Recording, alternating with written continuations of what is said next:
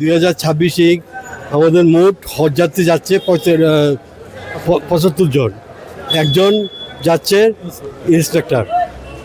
এই প্রথম তিনবার একজন সরকারি কর্মচারী এখান থেকে শুরু করে সৌদি আরব পর্যন্ত তাদের সেবার জন্য যাবে।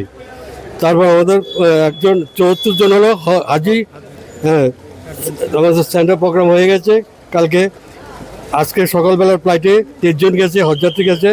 এখন যে ফ্লাইটে যাবে 11:55 50 জন হজযাত্রী যাবে, মোট 73 জন। আর দুজন শর্ট হজ দুজন যাবে, সর্বমোট 75 জন।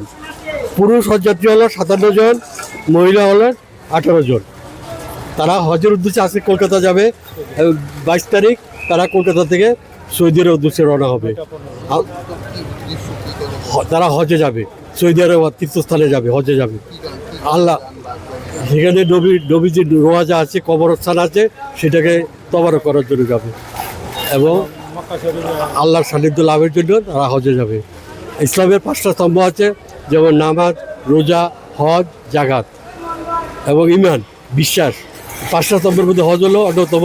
যাদের সামর্থ্য আছে তারাই যাবে। তাদের জন্য সরকার, আমাদের রাজ্য সরকার, আমাদের কাজ হলো আমরাও যাব। আমরা গিয়ে কলকাতা পর্যন্ত তাদের